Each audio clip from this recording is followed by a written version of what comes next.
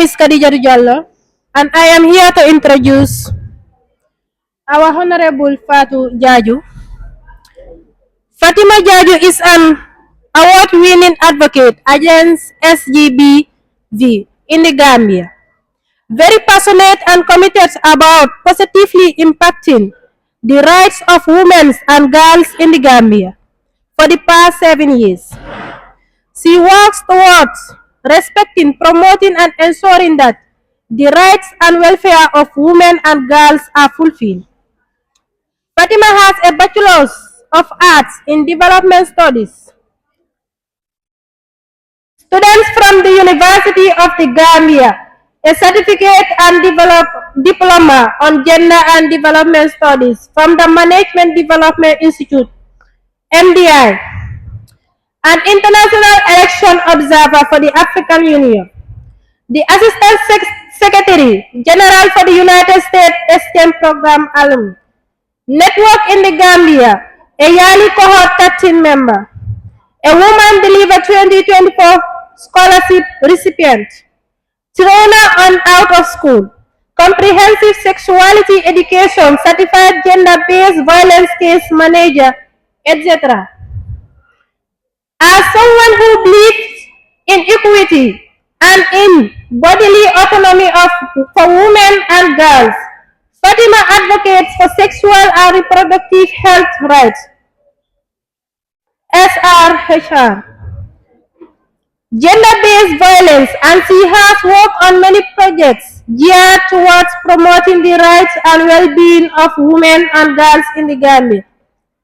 She is a mentor and an adolescent girls on SRHR and life skills and has mentored many girls across the country who are taking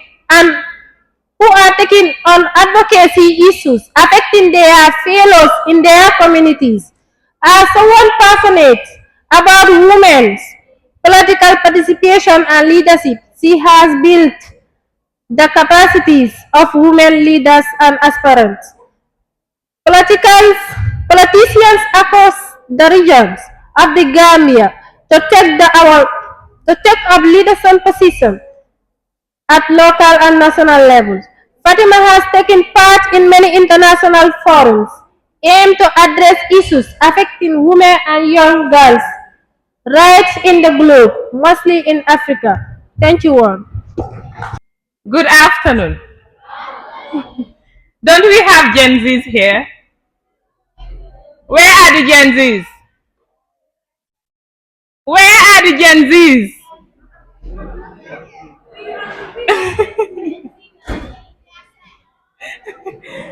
Gen Zs, I know they are not normally shy. I'm not a Gen Z, but I know the energy and vibe you have. Body is what? Body is what? And then? Thank you. Thank you very much. I want this to be very engaging. I was once a student, and I think, yeah, the journey still continues. So that is a brief introduction of who I am, what I do, right? Hello, please. This is about gender. How do you feel when conversations about gender are about to happen or they're happening? It is always intense, right? So I want all of you to listen to me very carefully, please. I'm pleading because things that I'm about to discuss here, or my speech is very important to all of us, right? It is about gender and it is about women's political participation. So I'm giving 30 minutes. Okay. Thank you. So I'm giving 30 minutes and I am going to exhaust that after. My speech is going to be less than that. But after this speech, I want us to have a small engagement, even if it is going to be 5 minutes. So to start my speech, members of the management and faculty of EUG, Students Union, distinguished guests, fellow advocates, members of the media, dear students, fellow speakers, ladies and gentlemen, good afternoon to you all. It is with both an honor and a privilege to join you today as we commemorate UEG Week and Gender Day. I sincerely thank the organizers for inviting me to speak on this timely and important theme, gender-based violence. Kudos to the Students' Union. Like I said, I was a student, and during my time at MDI, I served as Gender and Health Minister. I know how difficult it is to do activities, to coordinate. And during my time at the University of the Gambia, under the School of Social Science and Humanities, I also served as Deputy Gender and Health Minister. So I know how it feels. Kudos and congratulations to the Students' Union. So this theme challenges us to reflect on two realities that are deeply interconnected. On one hand, gender-based violence continues to deny many women and girls their dignity, safety, and opportunities. On the other hand, increasing women's political participation in leadership is essential to building a society where equality, justice, and sustainable development can flourish. Gender-based violence is not only about physical abuse. That should be well understood. It includes emotional, psychological, sexual, economic, and digital violence.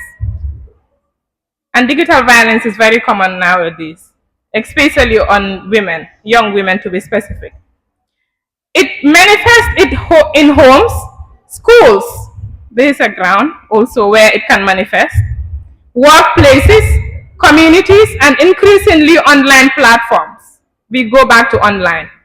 It affects women and girls across all social and economic backgrounds, leaving lasting scars on individuals, families, and communities. In the Gambia, significant progress has been made in strengthening legal and institutional frameworks to address gender-based violence. Civil society organizations have done their part. The government institutions, development partners such as the United Nations, the Action Aid, and the list goes on.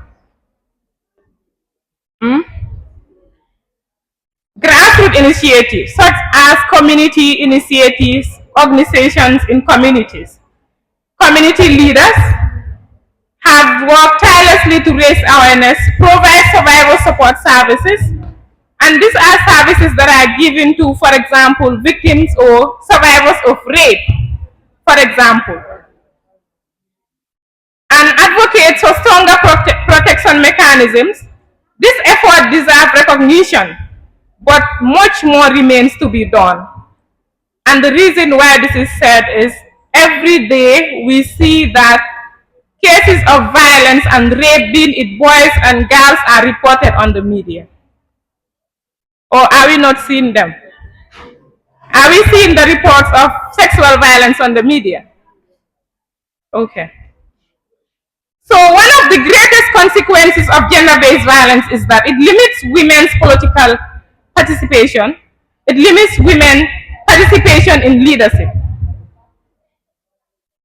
Violence creates fear. It instills fear in people. It undermines confidence and restricts women's ability to participate fully in politics.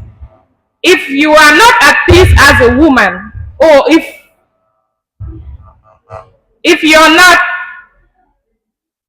are a victim or survivor of rape, it is difficult for you to face a crowd and tell them that I want to contest for a presidency position. It is difficult because you are judged and bullied by the society. Not so.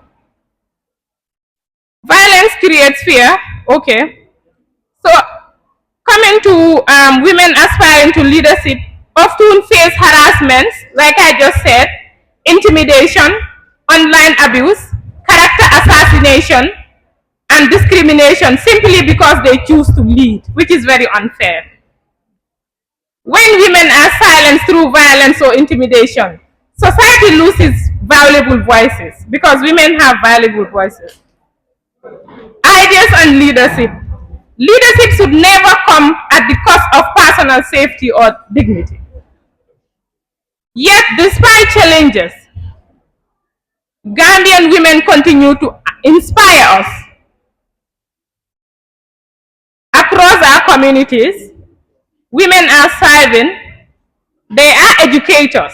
You have a lot of women in the school because they want to be educators. They want to be teachers. So they are also serving in healthcare professions. Women are entrepreneurs, parliamentarians. Unfortunately, even though we have only 5 parliamentarians out of 58, but we still have women. We have them as local government officials, community leaders, activists, and peace builders. They continue to demonstrate resilience, competence, and commitment to national development. However, women should not have to overcome violence simply because to earn a seat at decision-making tables. Equal participation is a right, and even the Gambian Constitution says that we all have the right to participate, to vote for and be voted for as women and men of this country. It is not a privilege. Leadership should be determined by ability, integrity, vision, commitment, rather than by gender. They shouldn't judge people to say, she's a woman, she cannot lead. It should be based on your experience, your vision, but not because of your gender, that you're a woman, you cannot lead. As students of UEG, you represent the next generation of teachers, builders, public servants, nurses, agricultural experts, national leaders. The values you embrace today will shape the future of our country. Am I right? Each of you has a responsibility to challenge harmful traditional practices and stereotypes in our country. Reject violence in all forms, promote respect, equity, and become ambassadors for positive change.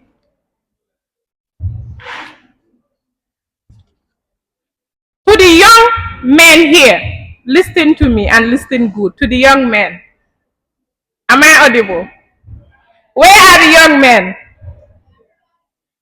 Are you listening? The young men.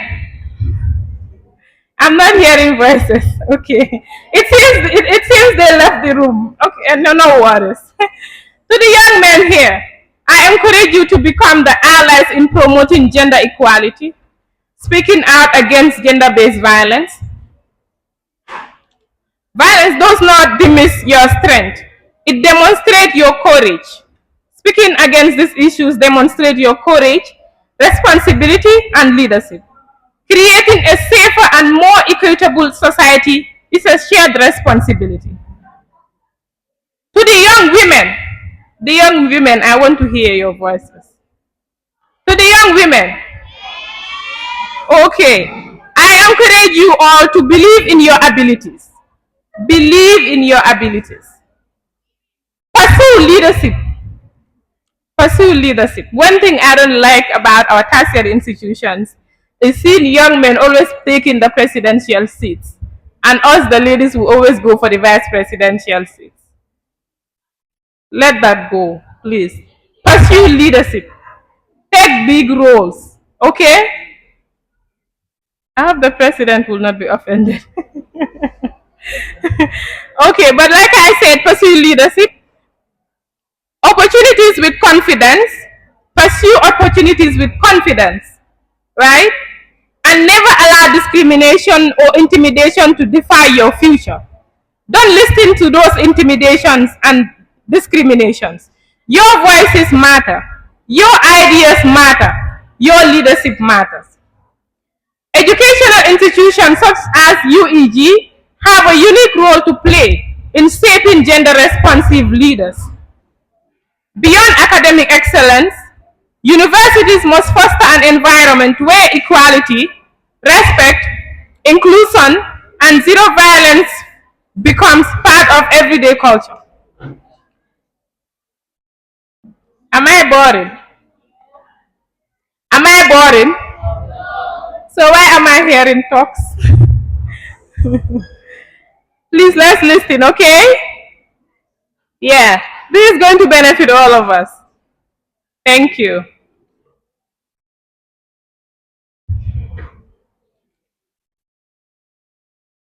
So, policies against sexual harassment, accessible reporting mechanisms, continuous gender awareness programs are essential to creating safe learning spaces.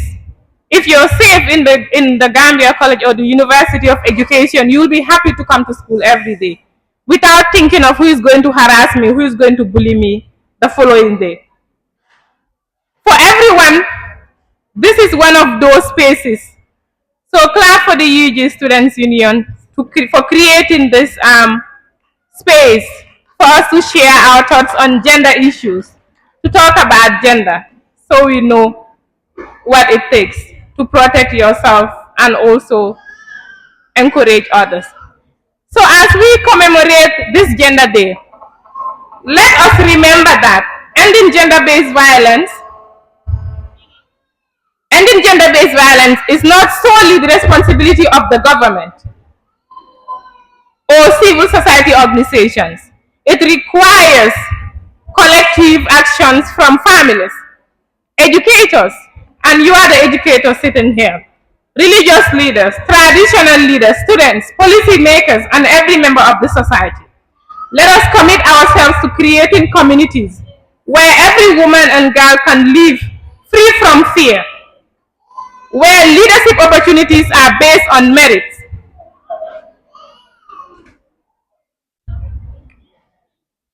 where students, teachers, and every other person in the community is safe to live. Let us commit ourselves to creating communities where everyone is safe. The future of the Gambia depends on the talents and contributions of everyone. We cannot achieve sustainable development while half of our population faces barriers created by violence and discrimination. We are going to be doomed as a nation. So as we remember these things, or as we talk about these things, we remember that there are laws that are against some of these things we talk about, these violences, and laws that also promote equity in this country, laws that also promote leadership in this country. And some of those laws are the following. One is the Gambia, this is very important, and if you listen, you're going to benefit from it. The Women's Amendment Act 2010. It was something they were debating on when that case came out. A lot of people don't know about this act, but it is a very powerful act that is protecting women of this country. It provides a comprehensive framework for protecting the rights of women in accordance with international commitments. When we talk about international commitments, we talk about CEDAW. It is the law that protects women in Africa, and Gambia is ratified and signed that. We also talk about Domestic Violence Act 2013. It criminalizes domestic violence and provides mechanisms to protect survivors. The Sexual Offences Act 2013. It strengthens protection against rape, sexual assault, and other forms of sexual violence. The Children's Act 2025 protects children from abuse, exploitation, and harmful traditional practices. And one of those is the amendment to the Women's Act prohibiting female genital mutilation in the Gambia. So we also have other national documents like the National Gender Policy by the government. It seeks to promote equal participation of women and men across every sector. The National Strategy for Elimination of Gender-Based Violence provides a coordinated framework of preventing survivors and accountability and institution strengthening. So these are very important acts that are protecting all of us, and they promote participation and equity for all. So as I conclude, I to say, as a nation, if we want to prosper, it is important that people feel equity, right? Everyone feels they're equal in every space and every sector of work. And a democracy that grows stronger, a democracy to grow stronger, that country's women are safe. So when women lead without fear, our democracy grows stronger also. And a society reaches its full potential when every individual, regardless of your gender, be it a man or a woman, has the freedom to contribute, lead, and strive. If we all feel like we have the freedom to lead, to contribute in policy development, and to strive, we feel safe and we feel belong. Let this Gender Day be more than a celebration to all of you. Let it be a renewed commitment to ending gender-based violence, promoting women's leadership, and building a more just and peaceful, inclusive country.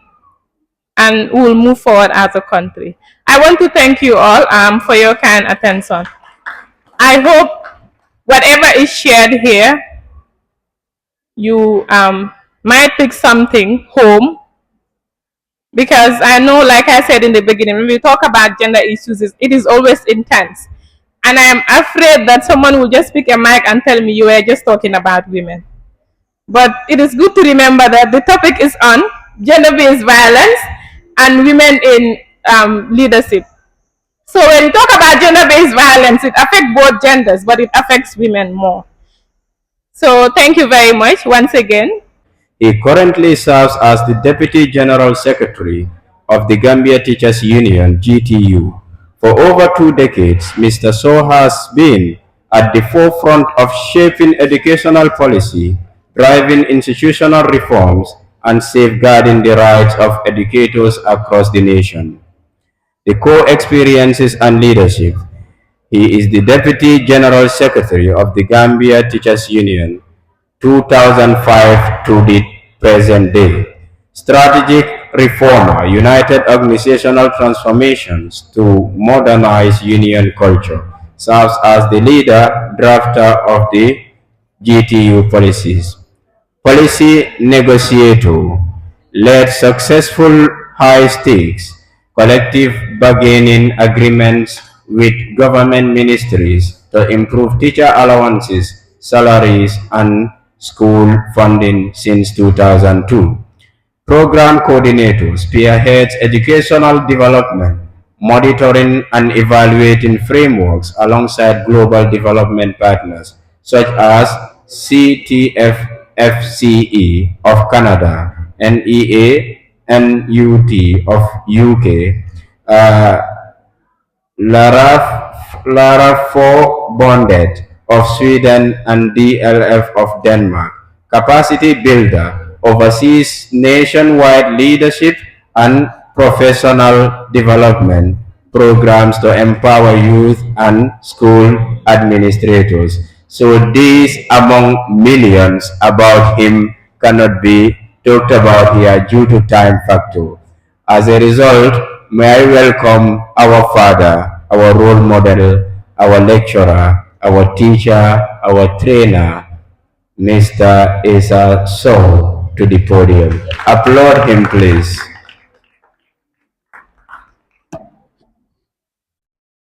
Welcome.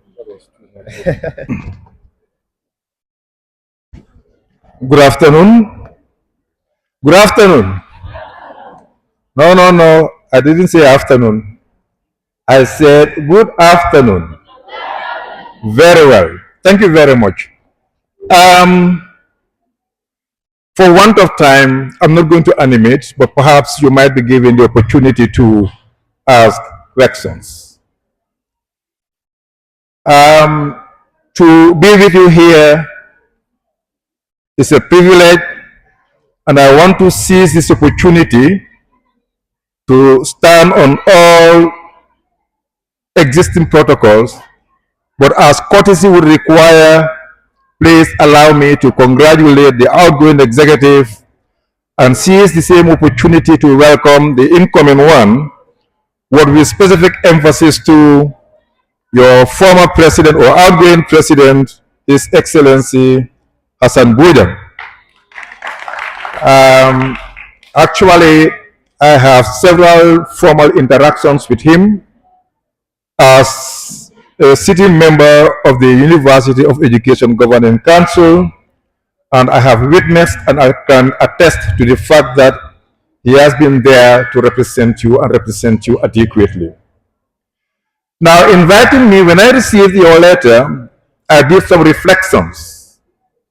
These reflections are grounded on policy. If you interrogate the rule books, I guess we all know what rule books are. When I talk about rule books, do we understand what we're talking about? I'm referring to the Public Service Regulations of 1991. I'm referring to the Public Service Act of 1991, the regulations, the general orders, the Code of Professional Ethics and Conduct for the civil service, and then the financial regulations. If you look at Chapter 2, precisely Section 1, Paragraph 8 of the general orders, it is a requirement that when civil servants are newly appointed, as a former maths teacher, I don't want divided attention. Are we together? No. Those of you from behind, please, if you are newly appointed, it is required, if you look at Code 02108, it is a requirement for you to be provided with the rule books. The ministry or your employer, in the case of those in the missions, are supposed to provide you with these rule books, the PSC regulations and all whatnot. And if you look at Code 02109, it is a requirement for you to undergo an intensive induction program. However, if you look at your appointment letters, particularly the last paragraph, if you go home, you can watch. There is usually a clause written there that indicates that you are required to acquaint and conform yourself with the regulations. What does that mean? It means you have been technically provided with these regulations that govern your conduct, both as a public and as a civil servant.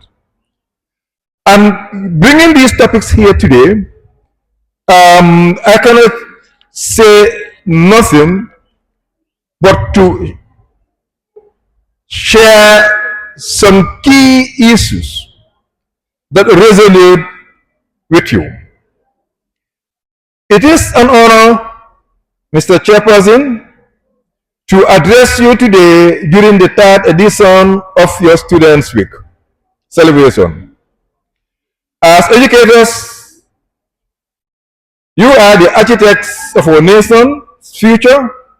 To build that future, you must understand the administrative frameworks that govern your upcoming careers. Excuse me, I thought I could struggle without my reading glasses, but nature has it.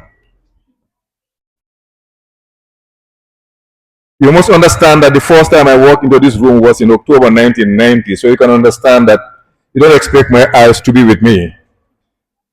Today, we will demystify the Gambia Civil Service Regulations and the Ministry of Basic and Secondary Education policies. Specifically, we'll examine the revised scheme of service, the process of transferring service, and career progression from diploma to advanced diploma. So for want of time, I'll go straight to the 3 topics given to me, and then give you the opportunity to ask questions, and then we discuss. As you may be aware, some time ago, the Gambia Teachers Union embarked on an industrial action. And during this strike, one of the demands that we presented to central government was for schools to be reclassified and recategorized. We did a survey and realized that 52% of our lower basic schools then were not classified. What are the implications and consequences? If a school is not classified, it means technically speaking the school does not exist. It means there will be no vacancies. And if there are no vacancies, it means people can be promoted.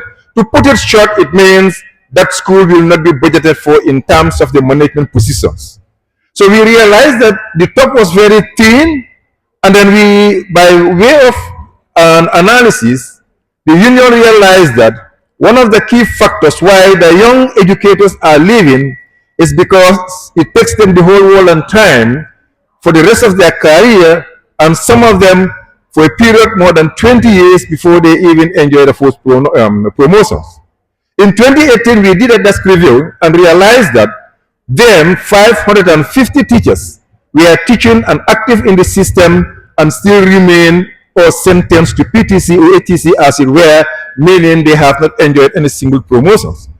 So that was why essentially we have to demand for the reclassification and recategorization of schools, and I'll give you the details. Now, this demand warranted by way of implication for the 2014 scheme of service for the teaching cadre to be revised. And what is this scheme of service all about? The revised scheme of service is designed to professionalize teaching in the Gambia. It provides a clear, structured roadmap for your career advancement from entry level to senior administrative roles. It was recently revised in January 2025 following the 9-point demands that the leadership of the union presented to government. Essentially, the revision and updating of the scheme of service, commonly known as SOS, is in direct response to the union's demand to recategorize and reclassify our schools with a view to creating more openings for a better career path. It has also positively impacted the government's commitment and resolve in the overall reform of the basic and secondary education subsector, coupled with the need to address both contemporary and emerging issues confronting the management of the teaching cadre. We did not only ask for the revision, but also used our expertise in terms of our knowledge, skills, physical facilities to support the process.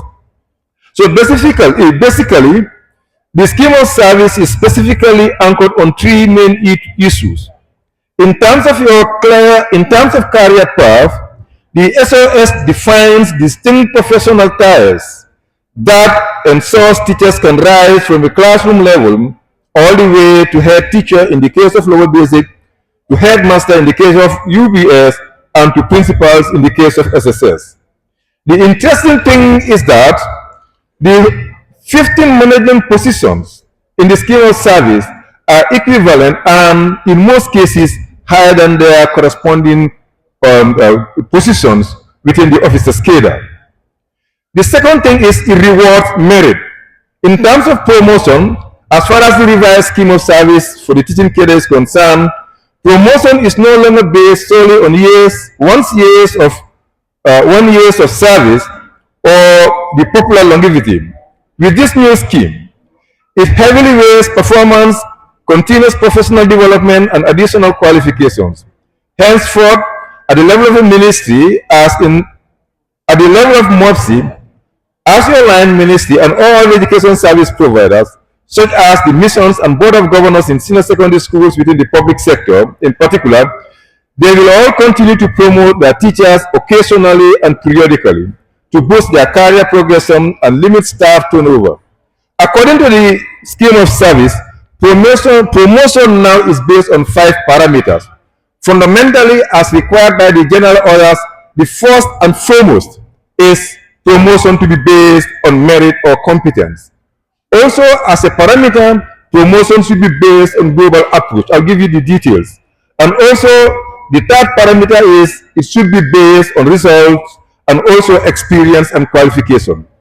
Now, unlike what used to happen in 2024, if school managers, administrators do the needful, it does not matter how long you stay in the system, as far as you meet 1, 2, or more of these parameters stated in the scheme of service, you have the potential and the potential to be promoted within the management cadre.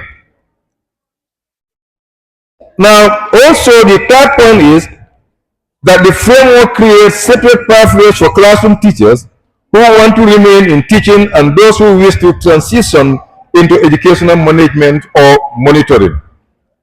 In terms of transfer of service, this is very technical. From a privileged point of view, I sit on the committee responsible for promotion, appointment, and discipline of teachers. I have seen a situation where teachers will leave the mainstream for board schools, or board schools for mainstream, or mainstream board school to another board school, or from mainstream to the missions, be it the Catholic Education Secretariat, be it the Ahmadiyya, Anglican, or Methodist. So whenever you move from one institution, one establishment to the other, particularly when the ownership differs, it is a requirement for you to ask for, apply for transfer of service. I have seen situations where people fail to observe this, and as a matter of fact, they are seriously disadvantaged. I had a chat with one of your senior lecturers today. He told me that actually when he was leaving and coming to the college, instead of transferring his service, he was requested or asked to resign his position. Usually when you do that, your career path is staggered. So in terms of transfer of service for teachers, moving within the sector, the civil service or transitioning from other public sectors into teaching, this requires a formal process. The process protects your cumulative benefits. It is imperative to note that a transfer of service allows a civil servant to move from one government department or state institution to other without breaking their employment record. Now, if you, some of you here will find yourself in schools managed by Board of Governors. Here I mean schools that have a component, particularly those of you who studied advanced diploma secondary. There are certain senior secondary schools managed by Board of Governors who have an upper basic component. In that case, you will not be within the payroll or mainstream, but managed by that special group of people appointed and assigned to manage that particular establishment.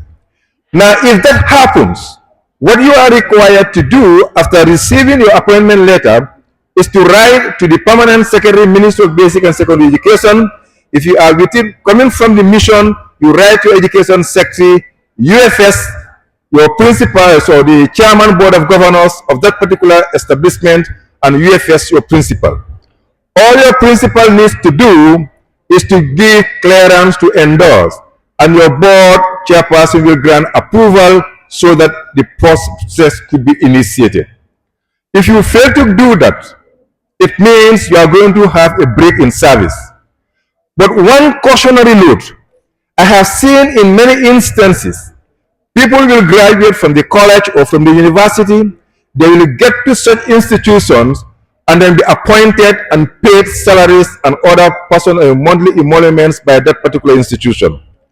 However, some of us will allow our salaries from mainstream, from government, to continue running. As soon as you start, you initiate the transactions to transfer your service from the mainstream to the particular board.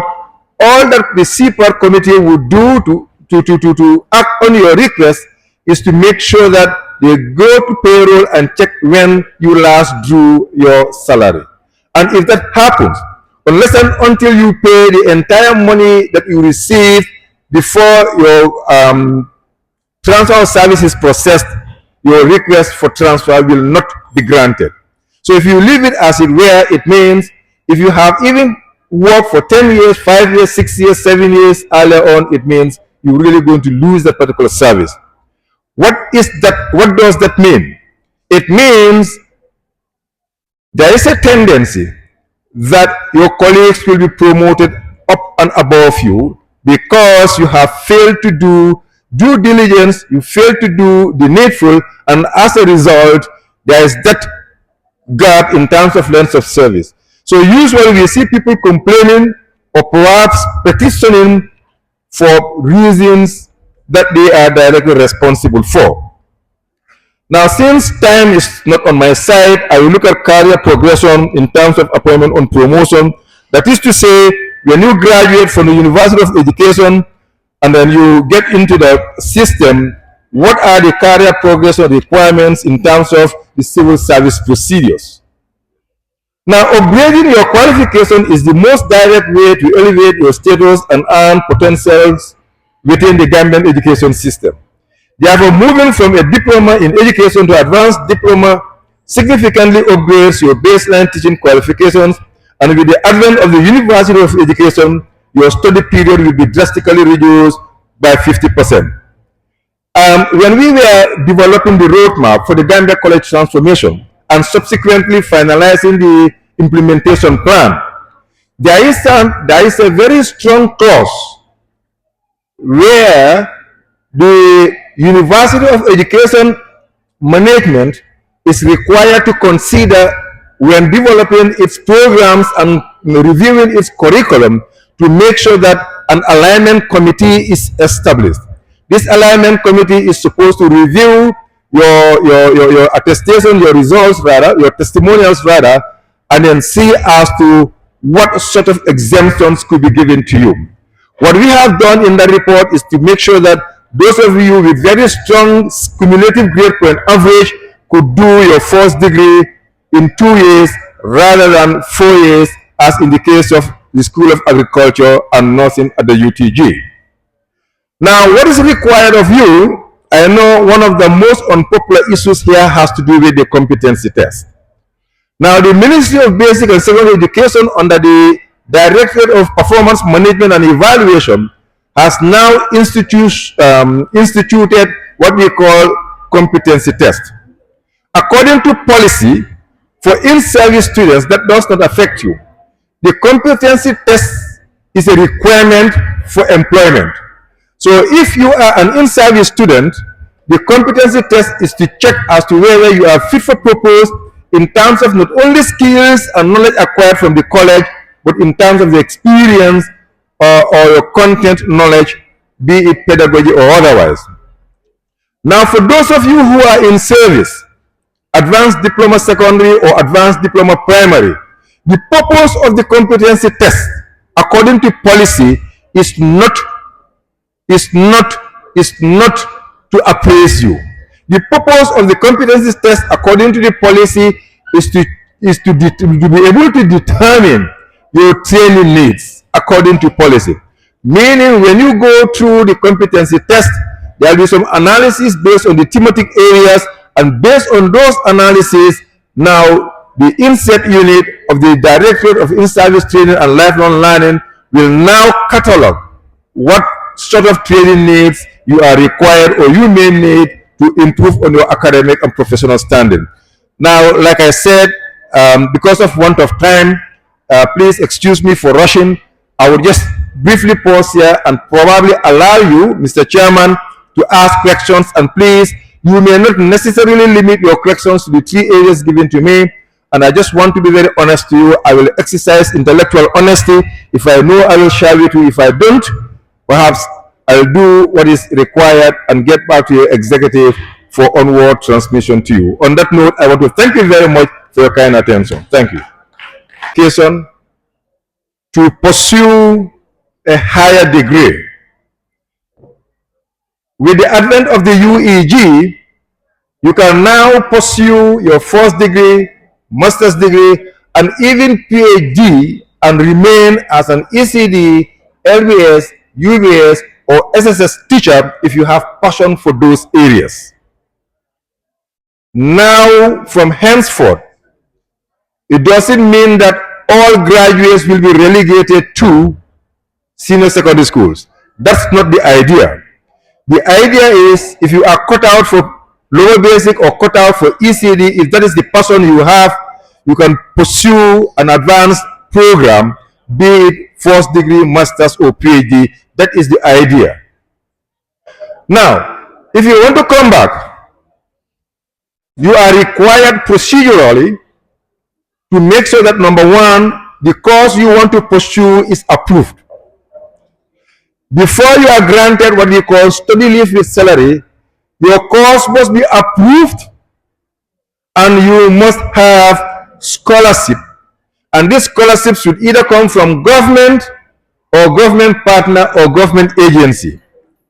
For the purpose of clarity, I can take MRC Holland Foundation as a classic example in this case. So if your course is approved and you have scholarship, you can apply for study leave with salary. If your course is approved, but you don't have scholarship from government, or you don't have scholarship from a government agency or partner organization, the most you can do is to apply for study leave without salary. So study leave with salary is approved course with scholarship. Study leave without salary is approved course without salary. Sorry, without scholarship. The third case, in a worst case scenario, you may also apply for what we call leave of absence. Now, leave of absence, in leave of absence, you will vacate your position, but you will not be entitled to any emoluments, be it salaries or allowances. So in order to come here, it means you must have an approved course and you must ensure that you apply for study leave with or without salary. Now, if you have study leave with salary, you are supposed to sign a bond, and this bond should have 6 copies. There should be 6 copies, because in this bond you are supposed to have 2 sureties. So 1 copy of the signed completed bond should go to you, 2 other copies making it 3 should go to your 2 sureties, 1 copy should go to the Ministry of Basic and Secondary Education, the other copy should go to the Ministry of Justice. So you have 1 for you, 2 for your sureties, 1 for your for the ministry, 1 for the Ministry of Justice, and the 6th one should go to the Personal Management Office. So these 6 copies supposed to be provided for. Usually, we write, if in the case of you having your first degree or master's degree, you will be required to do or give what we call notice of completion of degree. And usually, those of us who are coming from the missions, those of you who are coming from senior secondary schools that are managed by Board of Governors, we write to our head of institutions or we write to the permanent secretary, but we hardly copy PMO. If you don't have a file in PMO, even if you apply for whatever thing, you will hardly have a response from government. This is one reason why you write letters, be it sick leave, be it study leave or whatever, and at times you do not have a response because you don't have a file. Mr. President, I'm not sure whether this is sufficient enough. Bojang? All right. Any more questions?